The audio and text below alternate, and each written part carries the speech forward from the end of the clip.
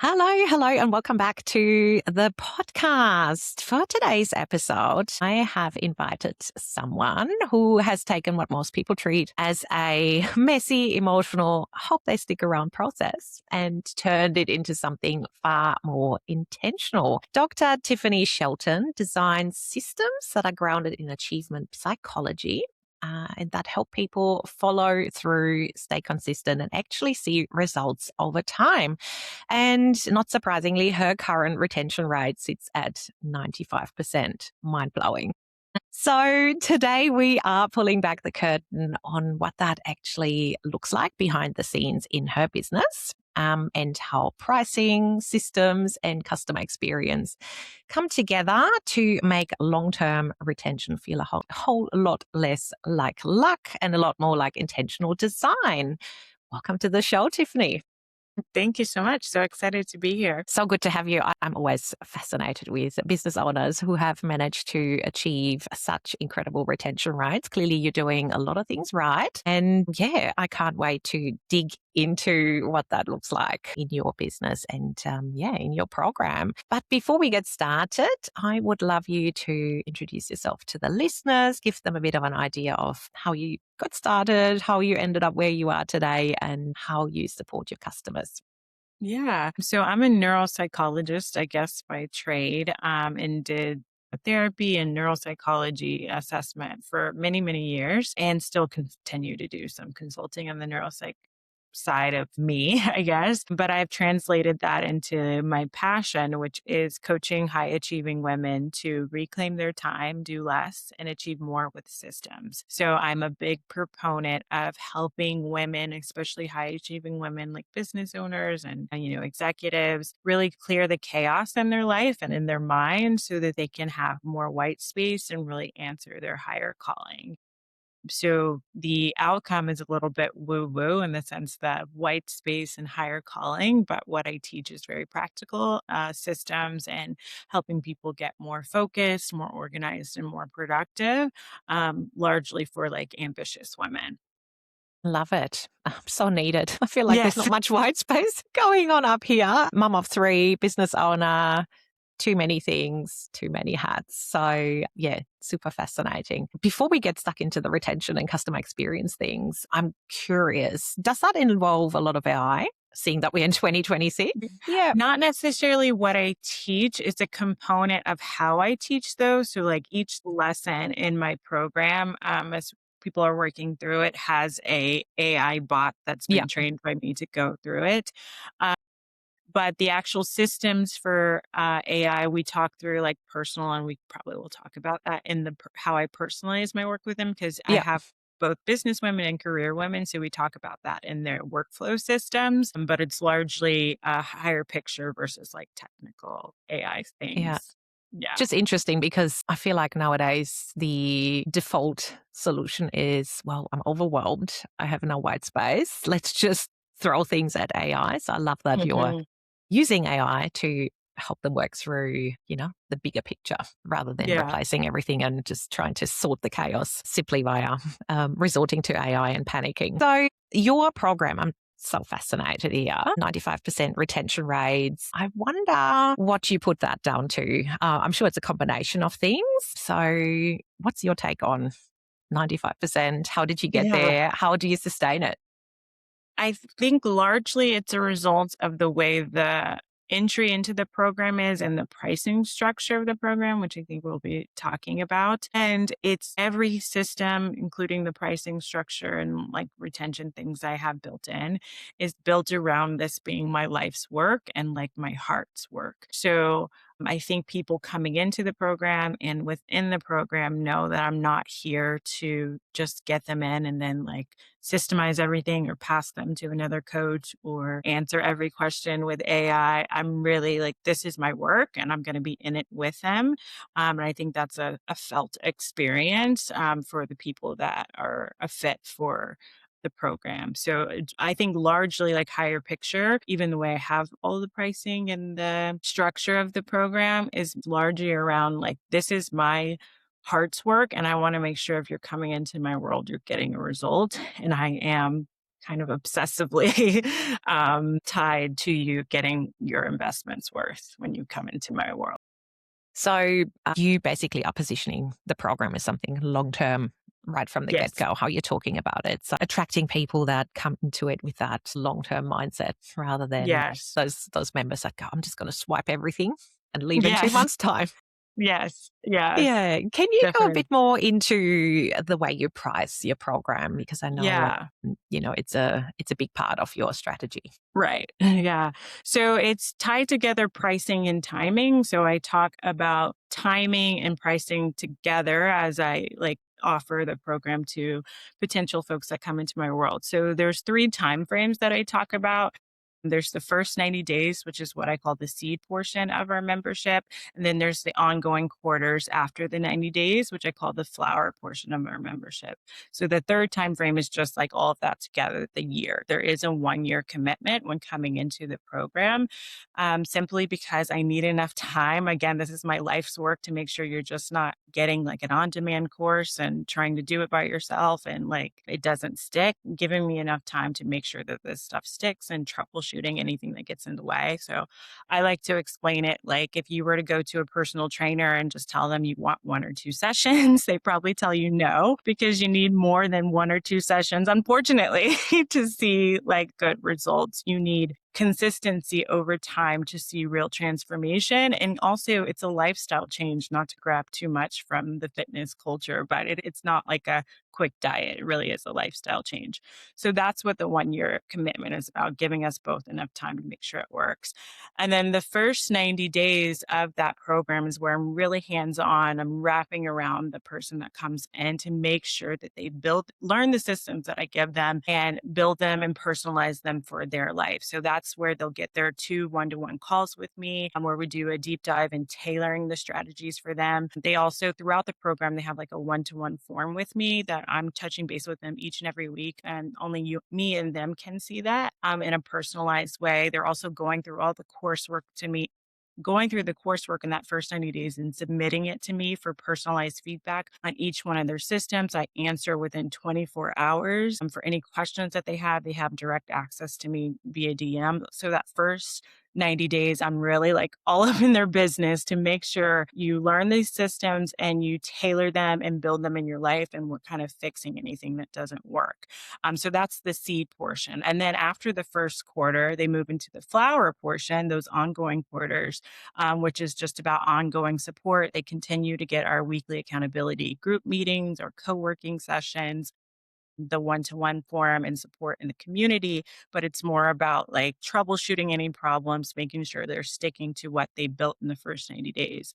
So because there is a higher lift in that first 90 days, just like a seed getting off the ground, I'm pouring more into them. There is a higher initial setup fee. So to get started, the cost to get started is $5,400 for that first quarter, and then it goes to $300 per quarter thereafter. So they're really buying in those first 90 days, me and them, to make sure that they're getting the most of their investment. And that's where most of the transformation is happening. And then when they become a flower, they're just thriving, and I'm making sure that they continue to thrive. So it's quarterly pricing with a 1 year commitment.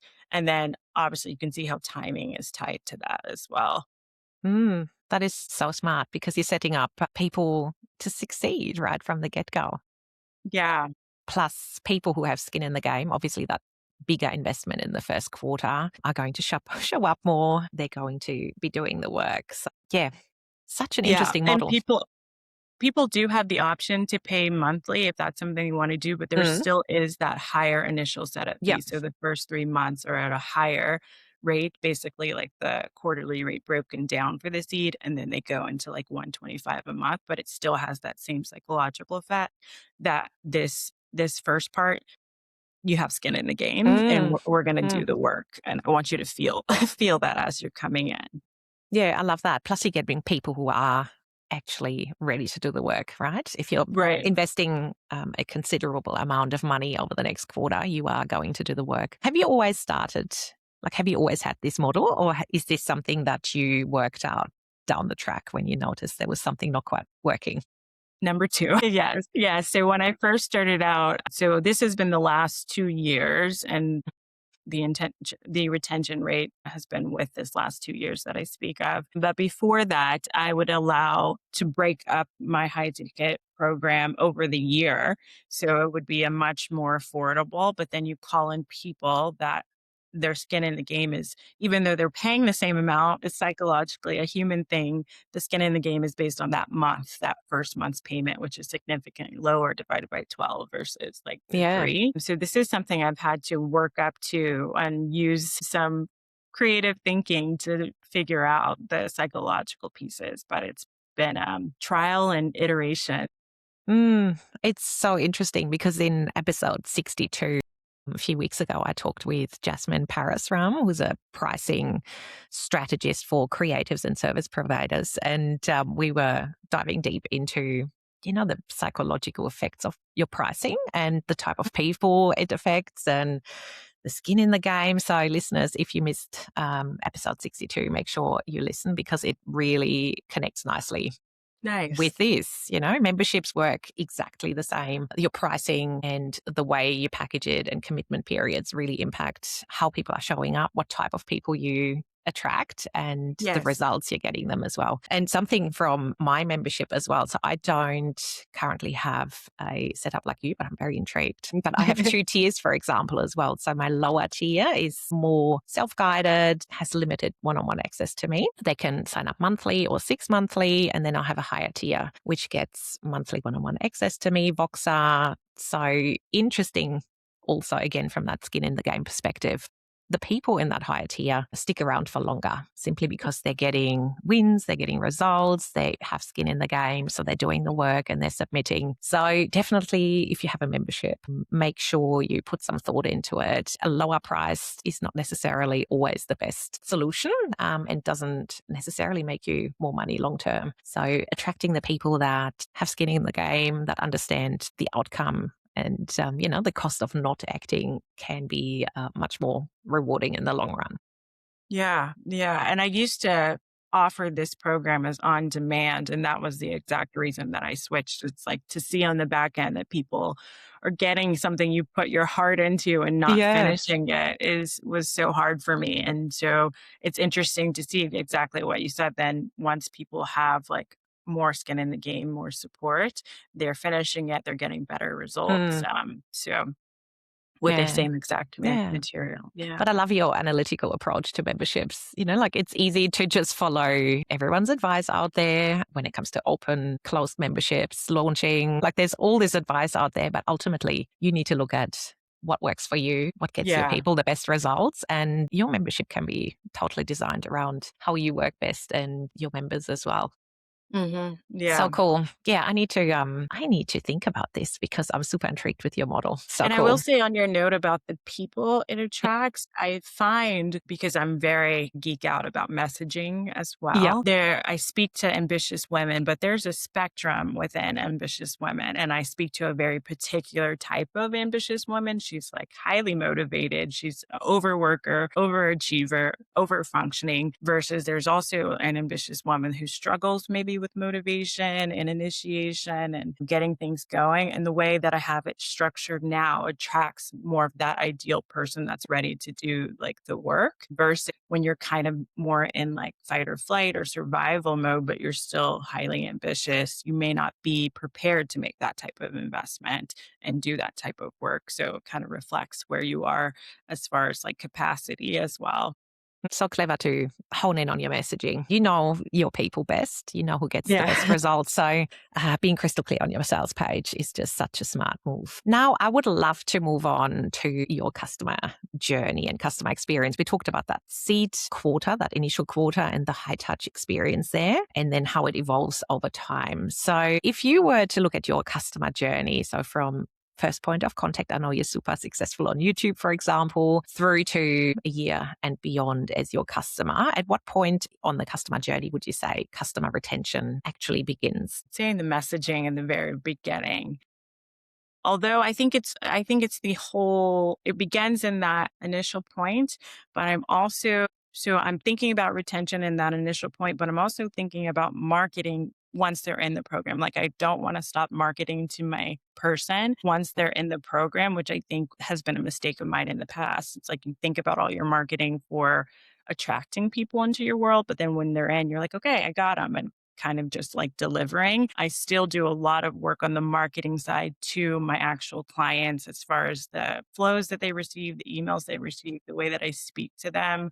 As far as retention, my person struggles with overwhelm, which you could see probably gets in the way of program Yeah. progress and outcomes. So I do a lot of work on overwhelm and beliefs and mindset shifts that are needed on the other side of just once you're in to believe and continue to do the work. But I think that to your question of where it starts would largely be in my messaging, particularly on YouTube. There's a few ways you can get that in. It's your thumbnail, your title, and your introduction. And I'm always trying to weed out to the point people get upset and write in my comments, well, why aren't you talking to me? Why can't men? Why aren't I'm ambitious about a man? Or I'm not a type A, high achieving woman. Like people get upset, but I'm really calling in like the type of person that I want because those are the people that stay. So when I think about the 5% that I agonize about late at night that have left, they have been women that are ambitious, beautiful, intelligent women, but they're not my specific type of high achieving woman. And they all fit into that category of like not exactly the right fit. So for me, I've learned it has to start at like the targeting point, making it crystal clear who this is for. So I'm calling in the first place the right type of person. I totally agree. It sort of starts with that first click, right? The first engagement, the first social media post they see, the first YouTube video. And then after that, it's almost like love at first sight. You still need to work hard Yeah. to keep people engaged. You need to look after them. You need to show up for them and you need to still work out and show to them that you are the right fit. So I totally agree. That cohesive customer journey from that first point of contact is the basis to long-term customer retention. And coming to your point of onboarding and not forgetting about people who signed up to your program, I, in my membership as well, have started with the assumption that people are going to be around for at least a year. So my onboarding sequence is 12 months at this point in time. It's very Brilliant. strategic touch points. It just means that beyond the one-on-one interactions that I have with people in the community and via live events every month, there are those interactions and check-ins that happen automatically. So I don't forget, they don't fall through the cracks, and people feel like they're on this journey that keeps going, keeps evolving. There's little surprises, bonuses along the way. And those check-ins at the right points when people tend to start dropping off, they tend to feel overwhelmed and they tend to stop taking actions. Start with the assumption that people are going to stick with you for a long time and then design your customer journey based on that assumption. Yeah. Yeah. So On your smart.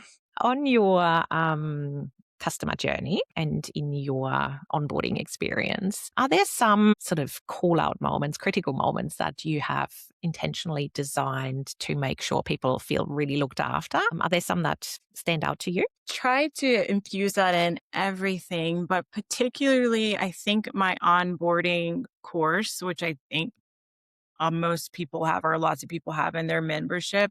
So we do onboarding calls and our onboarding sort of like orientation, those kinds of things. But I have a particular before they can even start like diving into the coursework and onboarding segment that really speaks to the mindset shifts that are needed to be successful in the program. So for my people, it's slow down to speed up. So that's something that we really have because we're on go, go, but we don't want to slow down to build systems. And that's something I have to fight. Quick and dirty, fighting perfectionism and making sure to get the tools to be a recovering perfectionist, as many of the women I work with are. But I think part of that is just making them feel seen and letting them know it's like normalizing like the overwhelm of joining something new and starting something new, making a high investment and some of the pitfalls that kind of get in our way.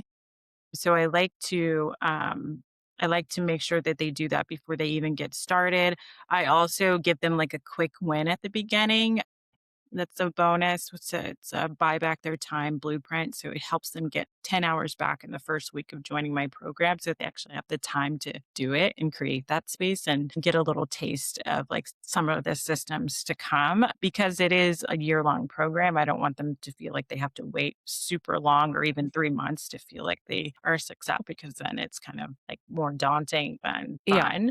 Yeah. And then I focus a lot on like the habits to instill and like the practice of like building these systems and living with these systems more so than I do just like the final endpoint. Like you're going to have this perfect systems and everything's just going to be perfect all the time and more like focusing on like what are the habits I want you to leave me with and like how can we make sure that even if you stray like in meditation you bring yourself back versus like trying to like do everything so perfectly.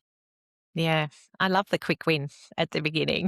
It's so important, Yeah. right? Especially in a 12 months commitment Yeah.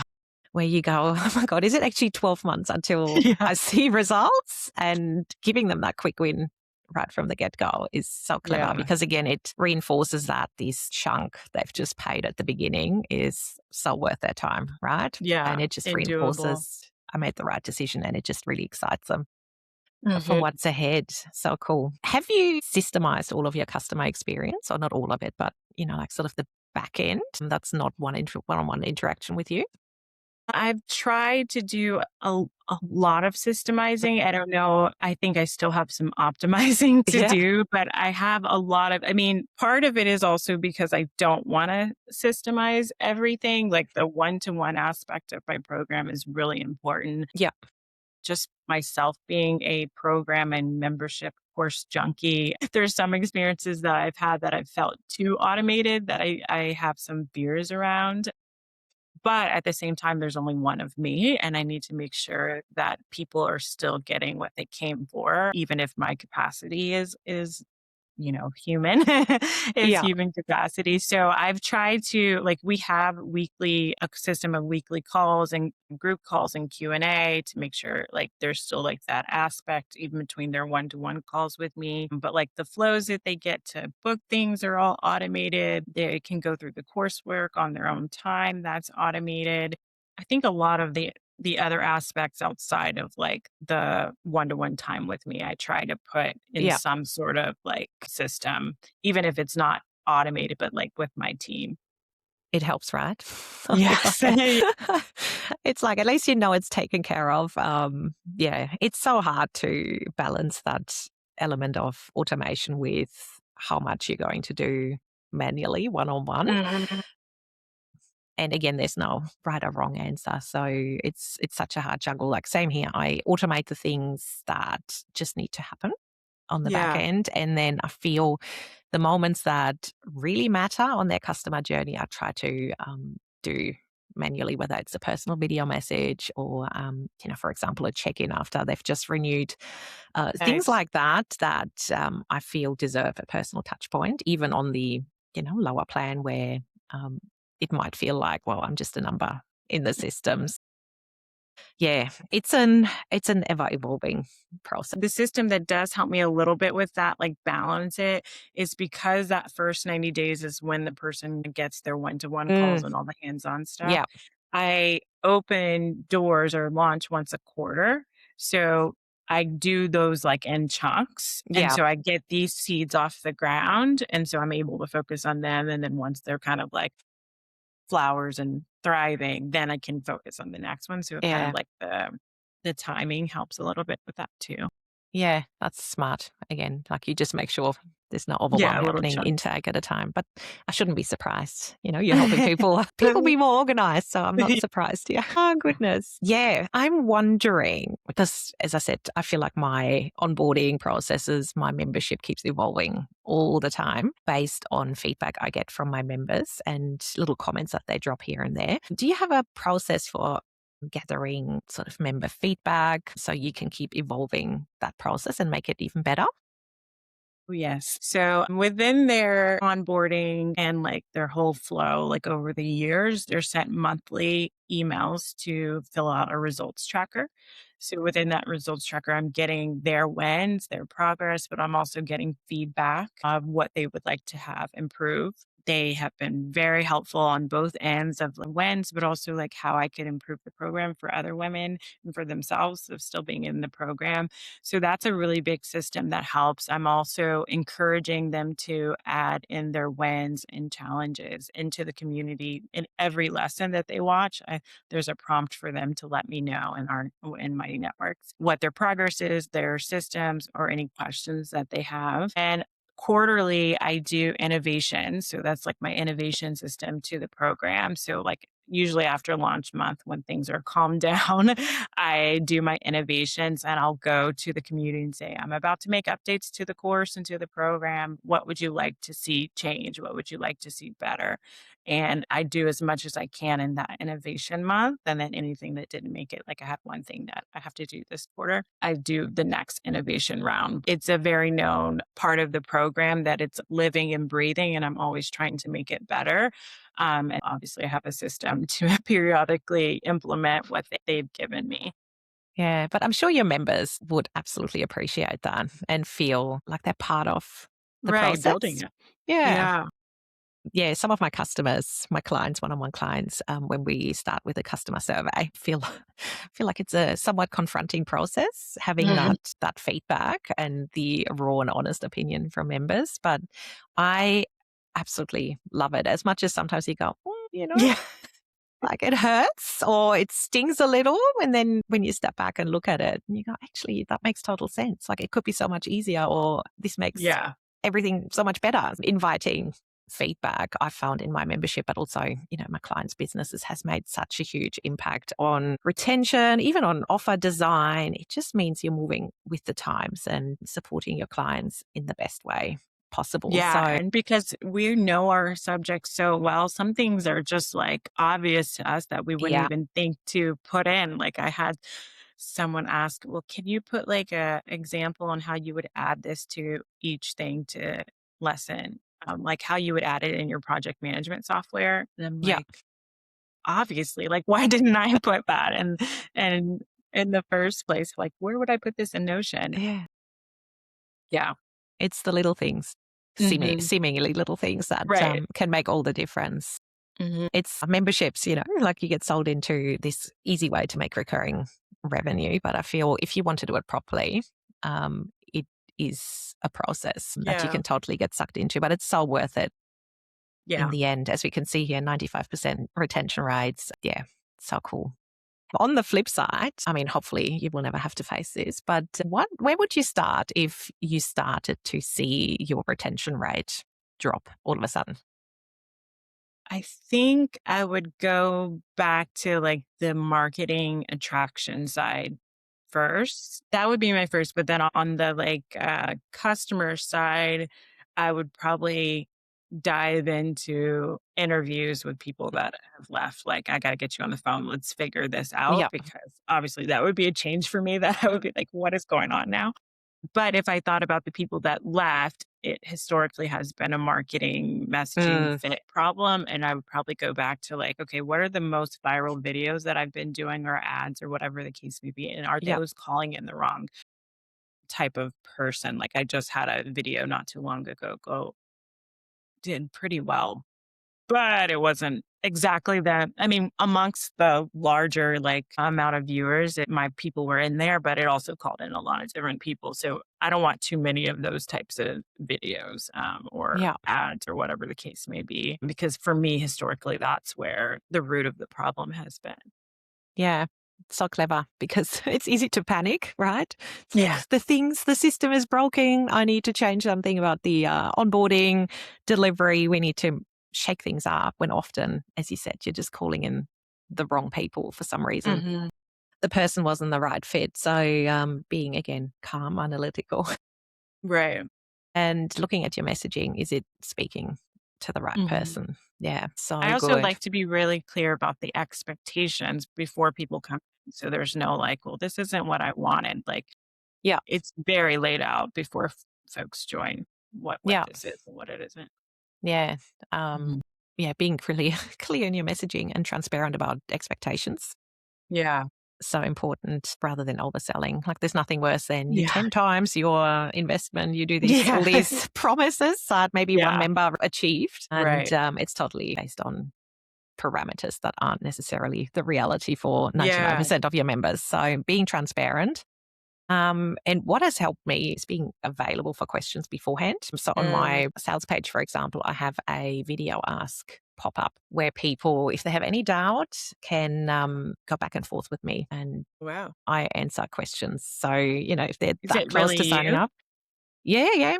So Oh, it's like a wow. little pop up on my sales page where I recorded a little video just normalizing that, signing up to a program, to a membership. Like it's a big deal. You want to make sure it's the right fit for you. So if they have anything that they're wondering about, anything I haven't covered, to send me a message and they can record a video, they can send me a text message and arrives back. So in my last launch, for example, there were some people interested in that higher tier and they just wanted to make sure it's the right fit for them. And we worked out that it wasn't the right time for them because they just hadn't had the right pieces in place that make sure they get the most out of the membership. But it's embedded on the website and it doesn't get a whole heap of interactions, but the interactions from it are priceless because either people join after confirming, yes, you're the right fit, Right. or they don't join this time around, but then join next time when they go, Nadine, I've got my ducks in a row, I'm ready. So it is definitely worth it. And you're creating those one-on-one interactions. Yeah, that's so So smart. easy, totally low lift, but highly effective. All right. I love this. Such a good chat.